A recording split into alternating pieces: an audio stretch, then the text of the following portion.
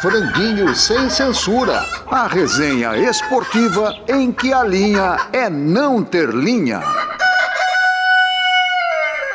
Fala pessoal, tudo bem? Estamos aqui com mais uma edição do Franguinho Sem Censura, essa reunião legal, esse bate-papo entre jornalistas da velha guarda e outros nem tanto da velha guarda.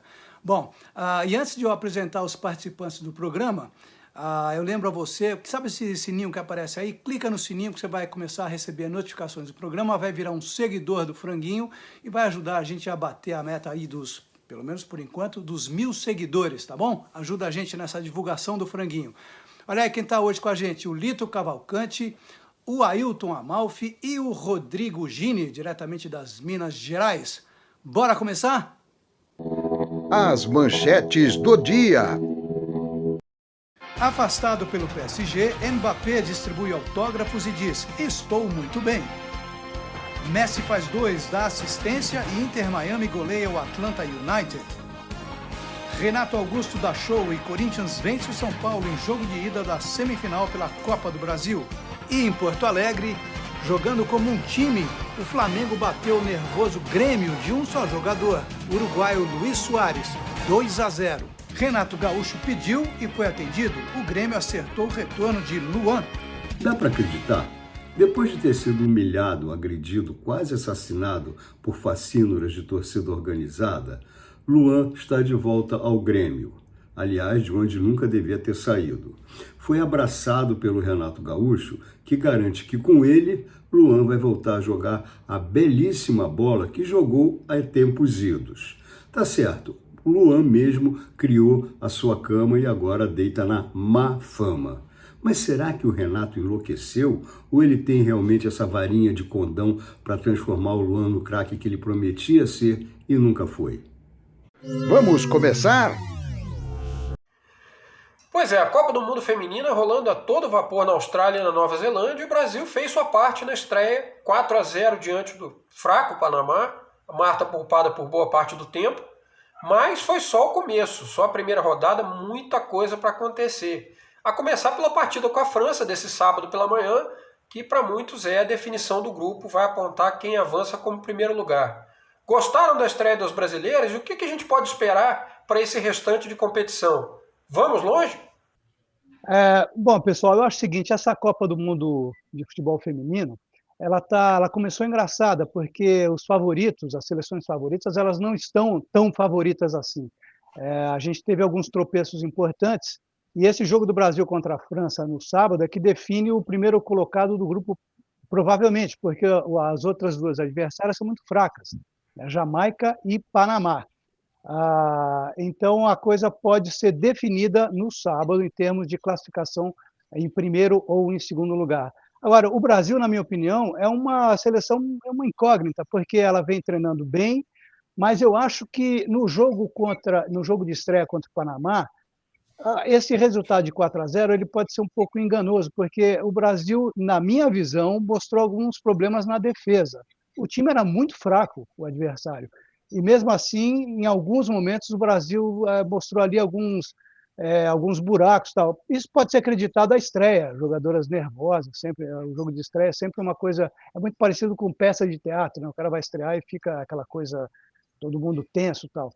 Mas vamos ver. Eu realmente não sei dizer se o Brasil tem chance. Assim, em termos de lógica, o Brasil não chega à final, em termos de lógica. Agora, futebol não tem lógica. E a gente já viu as seleções aí, algumas favoritas tropeçando. Eu também não sei dizer o que vai acontecer. Agora, concordo com o que você está falando, teve algumas dificuldades, como a Argentina teve também, né, na Copa Masculina, começo de torneio, você falou tudo. O começo nunca mostra todo o cenário, ou pelo menos o cenário já amadurecido. Agora, o fato do Panamá ser uma equipe fraca, tudo bem. Estava conversando com a Amalfi outro dia, e o Amalfi soltou a frase definitiva. Ora, se o adversário é fraco, o Brasil fez o que bons times fazem com adversários fracos. Foi lá e goleou, 4-0. Boa, Malfi. Então, o Hélio estava falando das surpresas, ou poucas surpresas, a maior foi no grupo do Brasil, que a França empatou com a Jamaica. que também é um time fraco. Então, vamos ver sábado. É para valer. E o Brasil tem sempre problemas na defesa, né? Os problemas do Brasil são sempre na defesa. Vamos ver sábado. De atacar, né, Amalfi? Vamos ver sábado se essa preparação toda foi bem feita, que eu acho que foi, e é o teste. E aí vamos, depois que passar, que eu acho que vai passar em primeiro ou em segundo, a gente volta aqui no Franguinho a falar, a discorrer sobre o assunto. Eu ia usar aquela piada batida de que o Brasil achou o canal contra o Panamá, mas enfim, né? Não vou fazer isso. A batida mais é boa. É ótimo.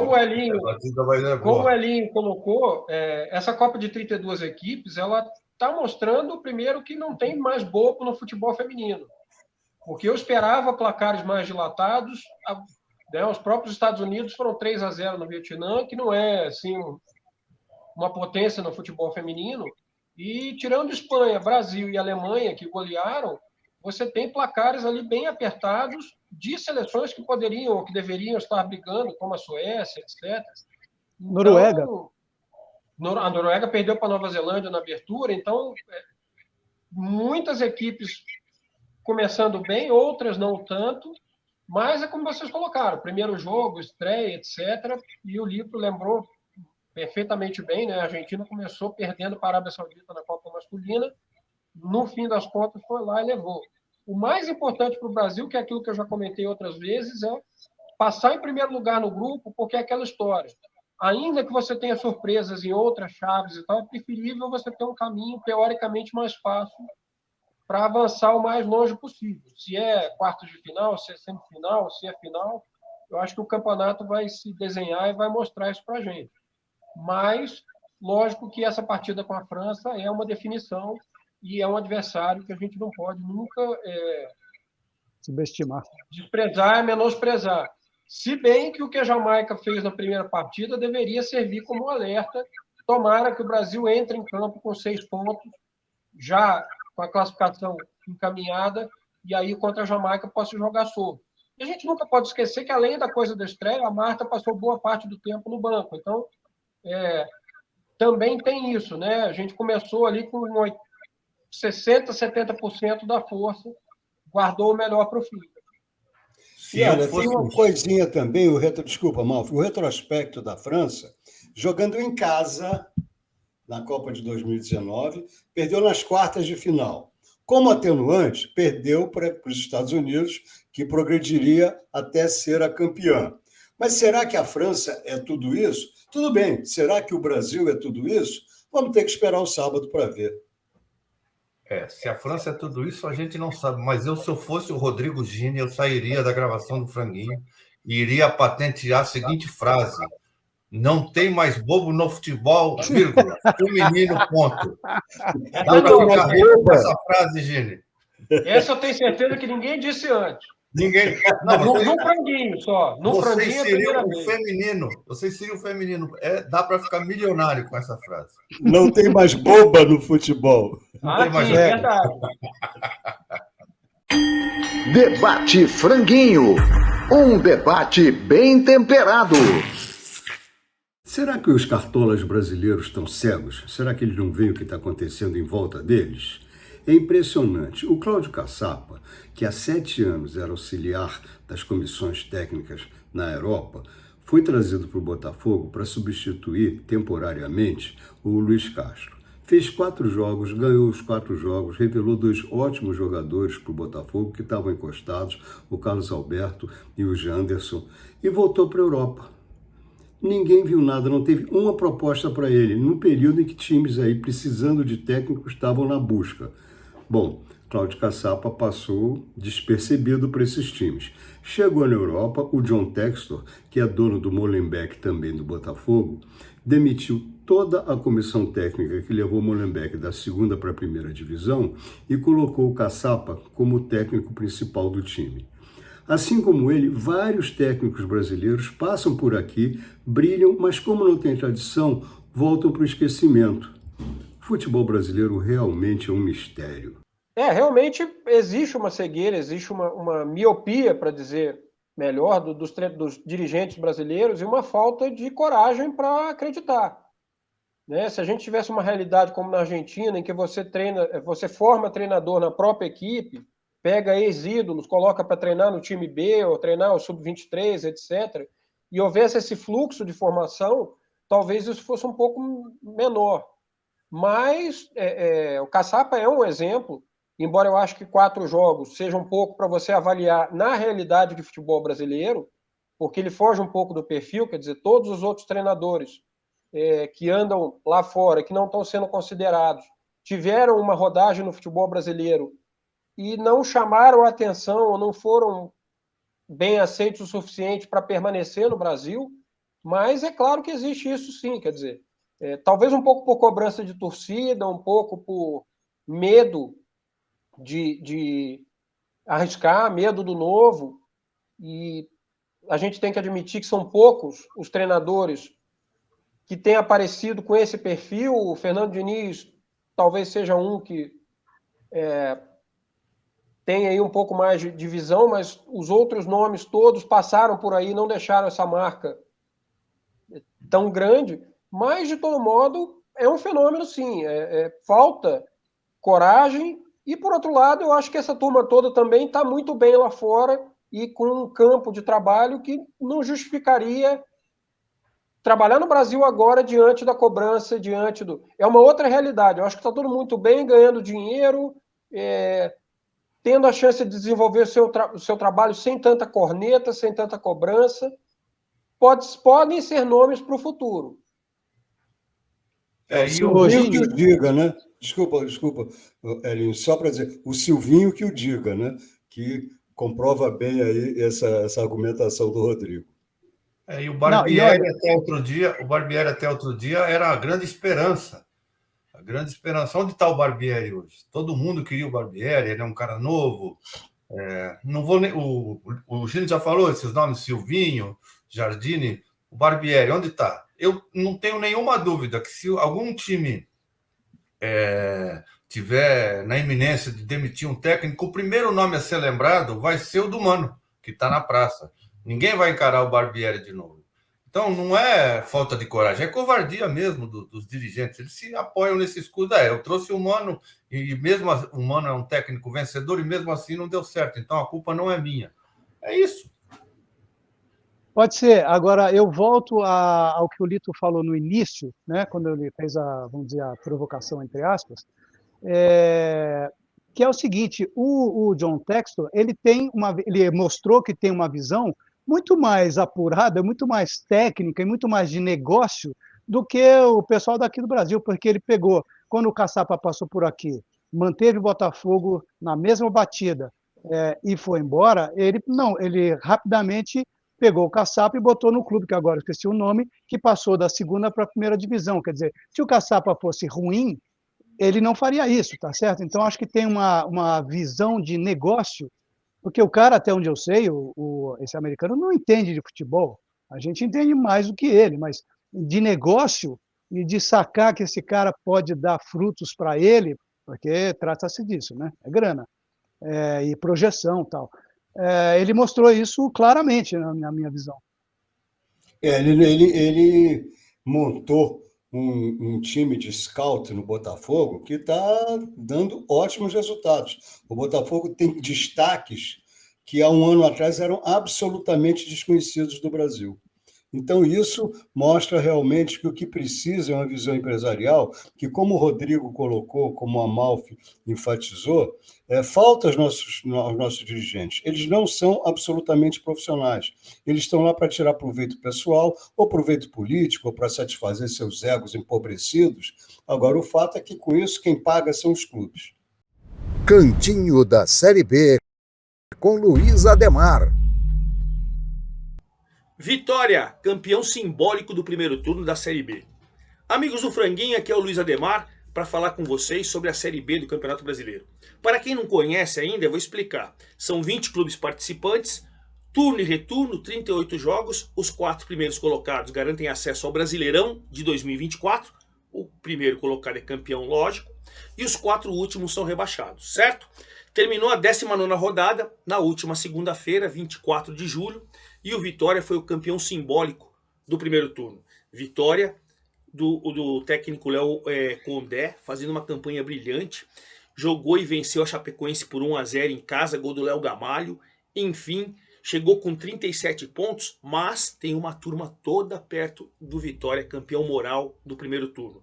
O Novo Horizontino, por exemplo, 36 pontos, 1 ponto atrás, venceu o Criciúma em Criciúma por 1-0. Chegou na vice-liderança nesse turno e, olha, tirou o Criciúma, que fez grande campanha, do G4. O Criciúma é o quinto colocado com 34 pontos.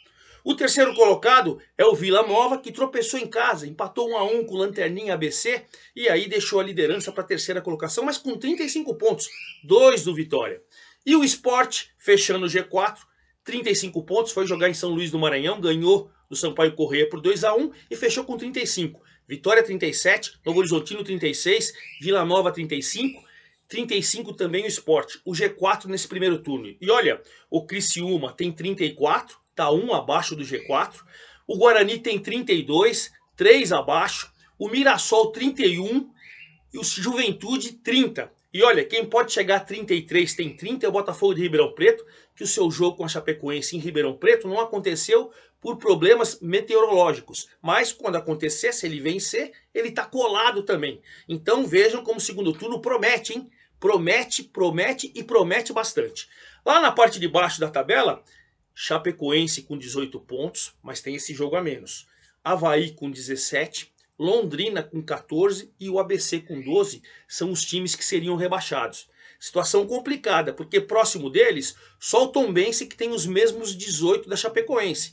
Aí você tem o Sampaio, o Ituano com 20, a Ponte com 22, que claro, estão sempre perto ali, não fizeram um grande primeiro turno.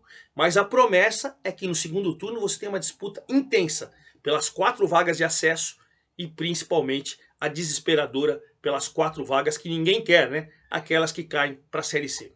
É isso aí, forte abraço a todos e até a próxima.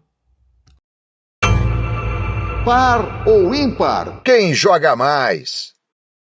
Esse par ou ímpar é legal, hein? 2 atacantes que estão na crista da onda. Tiquinho Soares ou Roger Guedes? É com vocês. Olha, é aquela velha história. Vamos jogar bola? Vamos. Tem lá o Tiquinho Soares, está encostado olhando assim, e o Roger Guedes do outro lado olhando também. Quem é que você escolhe? Eu escolho o Roger Guedes. Tiquinho Soares está fazendo gol. Ele é um cara que, eu acho que eu falei aqui isso uma vez, ele me lembra um pouco o Pedro, na coisa da proteção, grandão e tal, e chuta muito bem, faz muito gol. Mas eu acho que o Roger Guedes é um cara que tem mais recurso técnico. Acho que ele é mais jogador do que o Tiquinho Soares. Então eu fico com o Roger Guedes. Eu fico com o Tiquinho Soares exatamente pelos mesmos motivos. Eu acho que o Tiquinho Soares tem muito mais recurso do que o Roger Guedes. Os dois Você é botafoguense. E você é corintiano, disfarçado. Eu não. Agora você mostrou que no fundo é. Mas, de qualquer maneira, eu vejo os dois muito próximos, 2 jogadores extremamente úteis a seus clubes, a seus times, combativos. Você vê os dois na defesa, como você vê no ataque, no meio de campo, fazendo facão, fazendo pivô, mas eu acho que o Tiquinho tem mais habilidade, tem mais calma na hora de concluir do que o Roger Guedes. Na verdade, eu quero o Tiquinho para presidente. A gente Segovinha para vice? Segovinha para vice. Eu, como sou corintiano não disfarçado, os dois, lembra que a gente fala? Estão em grande fase, é a fase. E como é que está? Estão em grande fase, os dois estão em grande fase. Eu acho que o Roger Guedes seria um jogador para ir muito mais alto se dominasse o emocional dele. Mas nessa disputa eu vou ficar com o Roger Guedes. Eu vou ficar com o Tiquinho Soares dentro daquela velha máxima de que futebol é momento. Hoje ele está sendo muito mais útil, muito mais decisivo, embora o Roger Guedes seja um jogador que conquistou muito mais, fez muito mais, mas agora Tiquinho Soares. A última volta do ponteiro. Bom, um assunto que começa a tomar forma é a tal da gangorra, ou ioiô, como você queira chamar. do Campeonato Brasileiro. Depois de 16 rodadas, a gente não chegou nem à metade do campeonato, hein? Mas depois de 16 rodadas, a gente já tem os times começando a mudar de posição, né? Gente que estava lá embaixo começa a subir, que é o caso do Coritiba, começou a melhorar, o Palmeiras deu uma caída, o Corinthians melhorou, o Santos começa a mostrar um pouco de melhora também dentro de campo, ou seja, o único que continua se mantendo lá no topo é o Botafogo. O que vocês acham disso, hein? Esse sobe e desce, gangorra, ioiô, chame-se como se quiser, é típico de um campeonato de 38 rodadas. Não tem jeito de um time manter toda essa regularidade, a menos que esse time seja o Botafogo, mas isso é outro caso, como diria aí o Elinho. Né? Não aguentei, desculpe. O velho Botafoguense falou aqui. Não, mas não. Até mesmo o Botafogo vai passar por isso, eu não tenho dúvida, que é uma questão humana, uma questão de limites psicológicos, limites físicos, fisiológicos. Isso acontece com todo mundo. O Palmeiras, que inquestionavelmente é o grande time desses últimos 2 anos no Brasil, teve uma série aí de 5 derrotas. Voltou a ganhar. O Corinthians, que há 4, 5 rodadas atrás estava à beira do purgatório, estava aí numa crise inominável, já voltou a jogar uma bela bola. Vem aí de 5 resultados positivos, 1 empate ou 2, 3 vitórias, voltou a jogar uma bela bola. O único que permanece absolutamente estável, infelizmente, em sua desgraça, é o Vasco, que não cai lá, não sai daquele último lugar, mas também é um time que está regurgitando, está se recriando, está se refazendo e não está encontrando um mínimo de tranquilidade. Claro, conta aí com a cooperação da torcida, mandando rojão para dentro da sede do clube a cada resultado que não é como eles querem. Essa contribuição das torcidas aí, né? A gente vê o Santos renascendo com a chegada desse Jean Lucas, que belo jogador. Então, a janela também pode mudar ainda bastante esse Campeonato Brasileiro. E essa é a graça do Campeonato Brasileiro. Não dá para prever nada. Botafogo é líder? É. Tem 11 pontos de vantagem no momento? Tem. É o campeão? Não. Não, a gente ainda não chegou à metade do campeonato. Tem mesmo essas descidas, não tem jeito. Não, e Lito, é isso. Desculpa, Malfi, só para não perder o comentário do Lito, e eu acho o seguinte, que nessa gangorra, o que a gente tem que ficar atento nesse segundo turno é para ver o time que está começando a subir, vamos dizer assim, porque o que importa é na chegada, né? A reta de chegada do segundo turno, quer dizer, a gente começar a perceber qual é o time que está com mais consistência e que está indo na direção do primeiro lugar, quer dizer, não esses que ficam... Por exemplo, o Fluminense é um grande exemplo, né? Começou muito bem, a gente falava do Diniz, porque o Diniz é um grande técnico e tal. Agora, e especialmente depois que ele foi levado para a seleção brasileira, a gente está meio ali, eu digo a classe, né? Os jornalistas, de modo geral, não fala mais o Diniz, até ali alguma coisa assim, não, tá, vamos ver, ele está dividido. Então, tem a gente precisa ver qual é o time que vai mostrar mais consistência nesse segundo turno, porque aí vai chegar um momento que não vai dar mais tempo. Quem tiver mais forte vai levar. E nesse momento, eu não sei que time é esse. Eu juro que eu não sei. Porque o Fluminense caiu, o Palmeiras caiu, parece estar se levantando. O Corinthians é uma incógnita, porque tem a força da torcida. O Flamengo, eu acho que é uma coisa meio morna, não acho que vai dar certo com o São Paulo em termos de títulos. Mas é só um acho. Eu sinto isso. E tem o Grêmio aí, né, que agora parece que esfriou a saída do Luis Soares lá para Miami, parece que ele fica mesmo. O Grêmio é um time que está muito regular ali, sempre bem. O Atlético, qualquer hora, o Atlético Mineiro, qualquer hora se recupera, o São Paulo está subindo. Não dá para dizer quem vai ser campeão, não, gente. Dá para dizer quem está bem agora, e ponto. Bom, eu torço, como a gente já falou aqui no nosso programa, no nosso franguinho, que o Botafogo, essa ansiedade não tome conta do Botafogo, que foi uma coisa que aconteceu com o Palmeiras em 2009, que o Palmeiras estava 12, 13 pontos e começou a perder uma atrás da outra. E o Botafogo, ele já angariou uma simpatia tão grande dos outros torcedores, que não são os rubro-negros, como disse o Lito, que, como eu acho que o meu time não vai ser campeão, eu estou torcendo para o Botafogo ser o campeão, porque é muito simpático, é muito legal ver o Botafogo jogando com esse time limitado, mas encaixadinho, ganhando jogo atrás de jogo. Eu torço para o Botafogo não se render à ansiedade e continuar nessa toada, como fez o Corinthians em 2017. E tem o Vasco, que eu acho que o Vasco, se tem alguém que está na gangorra, porque na gangorra tem um em cima e um embaixo.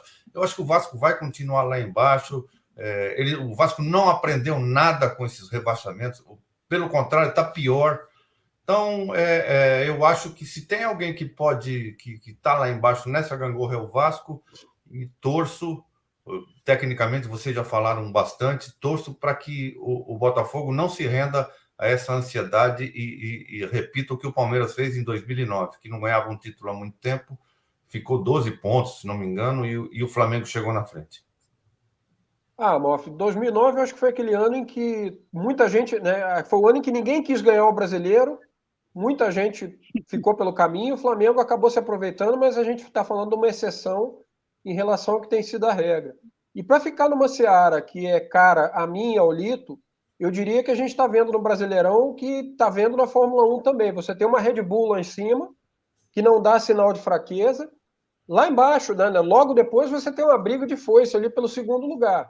Mas o primeiro eu acho muito difícil, pelo que o Botafogo tem mostrado, tudo bem, vai oscilar, vai perder jogo, vai se recuperar, mas com 11 pontos de gordura, a essa altura do campeonato, eu acho muito difícil você abrir mão, você perder o título. Teria que fazer o Botafogo um esforço muito grande, que eu não vejo como, até porque o Bruno Lage começa naquele caminho que o Luiz Castro desenhou e que o Caçapa soube manter. Realmente, do segundo lugar para baixo, você tem uma briga de foice ali que eu não conseguiria apostar quem pode ser vice, quem seriam os classificados para Libertadores, mas o Botafogo lá em cima está no melhor estilo Red Bull, está voando, e mesmo com janela, mesmo com reforço e tal, isso é uma coisa que demora tempo para você assentar, né? Você não tem jogadores que chegam e mudam a característica, mudam o patamar de um time em uma partida ou outra. Até essa coisa assentar, eu acho que o Botafogo já botou uma mão na taça e vai botar a outra.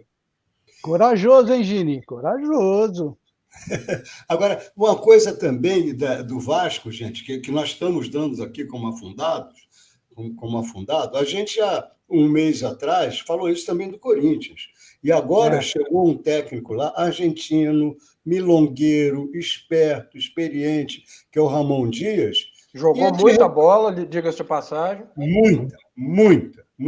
Eu cobri a Copa de 82, o que o cara jogou é realmente um cara que tem muita história e muita rodagem no futebol. E é argentino, está acostumado com esse nosso temperamento instável dos nossos dirigentes. Emocional.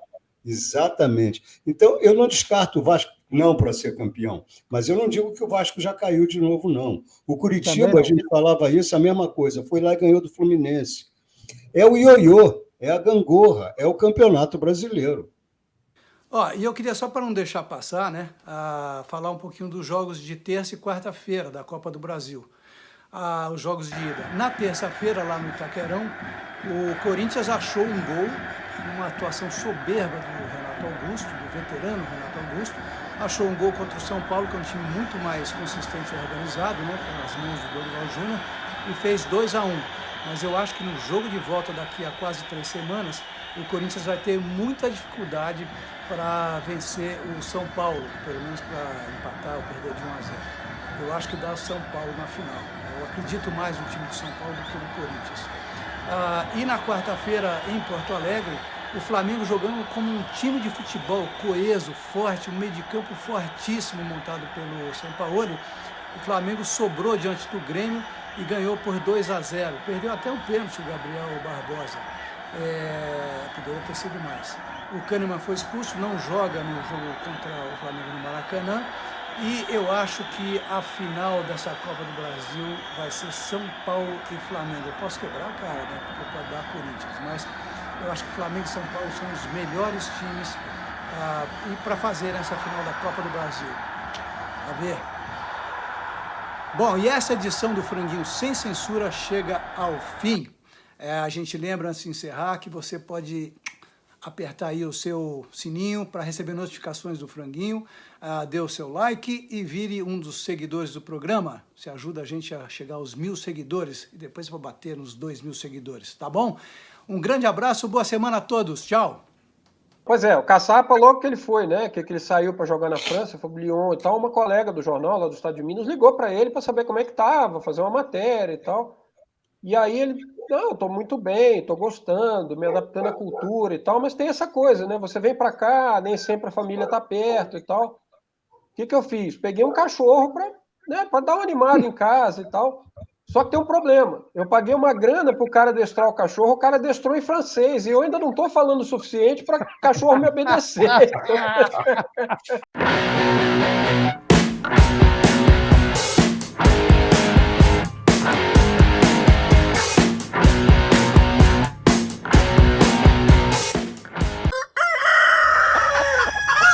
Franguinho Sem Censura, a resenha esportiva em que a linha é não ter linha.